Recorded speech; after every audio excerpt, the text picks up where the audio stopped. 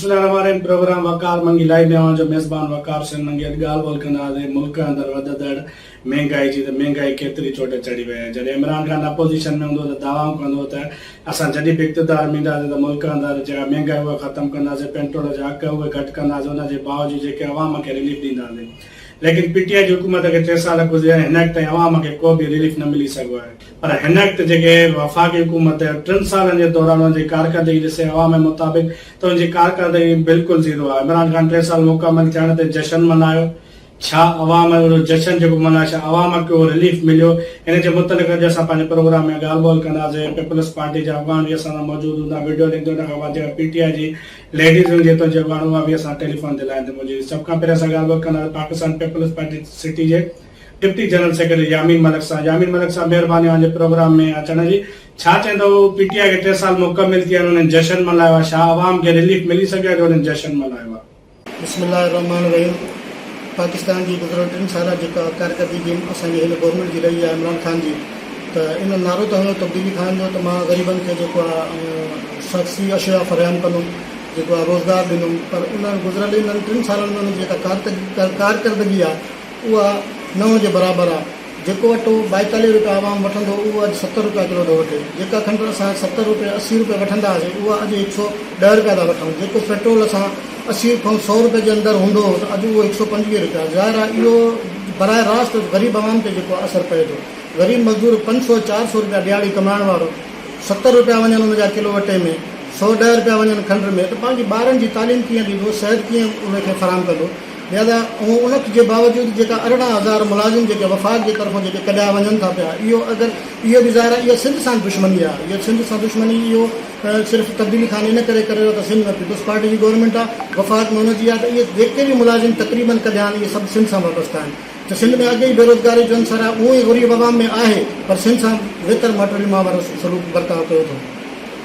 यामीन साहब, ॿियो सवाल मुंहिंजो आहे त इहो आहे त वफ़ाक़ी हुकूमत खे हिन 3 साल मुकमिल थी चुका आहिनि, उहो अवाम खे रिलीफ न मिलियो आहे जेको मिलणु घुरिजे। अञा बि वफ़ाक़ी हुकूमत 2 साल बक़ाया रहियल आहिनि। छा आहिनि 2 सालनि में को अवाम लाइ रिलीफ आणींदा? साल अगरि इहा हुकूमत बरक़रार रहे थी पई त इहा पाकिस्तान जी बदतरीन गवर्नमेंट हूंदी। पाकिस्तान जी मईशत जे हवाले सां, ख़ारिजा पॉलिसीअ जे हवाले सां या ॿी जेके बि आहिनि सॼी नाकाम पॉलिसियूं हिननि ठाहियूं आहिनि। मईशत जे हिसाब सां ग़रीब तरीन थी वेंदो ऐं उन में ईअं सम्झ त ग़रीब जो त चाड़ो काथों थिए ई कोन थो न, त उहो केसीं ताईं आख़िर उहो जेको आहे उहो सर्वाइव कंदो पंहिंजो? उनखे कीअं ॿारनि खे पंहिंजनि खे तालीम ॾियारींदो, कीअं पंहिंजे ॿारनि खे जेको आहे सिहत जी सहूलियात ॾींदो? जे इहा दौर 5 सालनि में पूरा कया त मां सम्झां थो ग़रीब हिन मुल्क में पाकिस्तान में रहंदो ई कोन। हिन वक़्तु असां सां टेलीफोन लाइन ते मौजूदु आहे पाकिस्तान तहरीक इंसाफ लेडीज़ विंग ज़िले सदर नूर सबा, उन सां ॻाल्हि ॿोल कंदासीं। नूर सबा की मेहरबानी जो आपने हमें टाइम दिया। 3 साल आपके मुकम्मिल हुए, वफाकी हुकूमत की जानिब से जश्न मनाया गया, क्या आपने अवाम को वो रिलीफ दिया जो आपने उनसे वादा किया था? थैंक यू वकार, आपने मुझे इस प्रोग्राम में लिया। देखिए वकार, हमने कोई जश्न नहीं मनाया है। हमने सिर्फ 3 इयर्स की रिपोर्ट्स दी हैं जो अच्छे काम किए गए, जैसे कामयाब नौजवान प्रोग्राम है, एहसास प्रोग्राम दिया है। मुल्क ने आप देखें कितने कर्जे वापस किए हैं, अभी तक कोई लोन नहीं लिया हमने। महंगाई किस हुकूमत में नहीं हुई?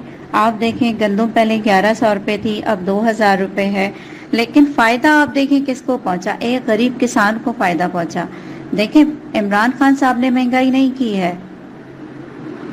नूर साहब, आप ये बताएं कि मजीद आपके 2 साल रह गए हैं, क्या आपके प्रोग्राम है? 3 सालों में तो आप आवाम को कुछ भी रिलीफ नहीं दे सके, क्या 2 सालों के अंदर आवाम के लिए कोई ऐसे प्रोग्राम लाएंगे जिससे गुर्बत का खात्मा हो सके, या जो बेघर उनको घर मिल सके, या महंगाई जो इस वक्त आसमान से बात करे, महंगाई कंट्रोल करने के लिए आपके पास कोई प्रोग्राम है इन 2 सालों में? वकार, आप देखें कराची में किस तरह कितनी खूबसूरत जो है वो ग्रीन लाइन बसेस लाई गई हैं। इससे पहले हमने कभी कराची में इस तरह का कोई सिस्टम नहीं देखा। हमेशा सुना था कि और हुकूमतों ने जो है वो बसों का इंतज़ाम किया है, ट्रांसपोर्ट का इंतज़ाम किया है, पर कभी हमने मंजर आम पर इन चीज़ों को नहीं देखा। अभी आप देखें कराची में 40 ग्रीन लाइन बस आ चुकी हैं। ये सब आवाम की सहूलियात के लिए किया जा रहा है। एक बेहतर एनवायरनमेंट देना चाहते हैं खान साहब आवाम को। इंशाअल्लाह ताला आवाम के लिए बहुत बेहतर होगा, लेकिन वक्ती जो है वो थोड़ी मुश्किलात होती हैं, लेकिन सारी ज़िंदगी मुश्किलात नहीं रहती। आप अपने आप को खुद बेहतरी की तरफ लाएं और इंशाअल्लाह हम भी खुद को बेहतर बनाएंगे और आवाम के लिए बेहतर करेंगे। वफ़ाक़ी हुकूमत हिन 3 सालनि जे अंदरि हुन जी का कारकर्दगी का बेहतर ॾिसण में न पए। जो पेट्रोल हिन वक़्तु 150 रुपए जेको फी लीटर आहे, हुन खां बाद जेका खंड जी ॾिसो क़ीमत छा आहे, गैस जी क़ीमत छा आहे, अटे जी क़ीमत छा आहे।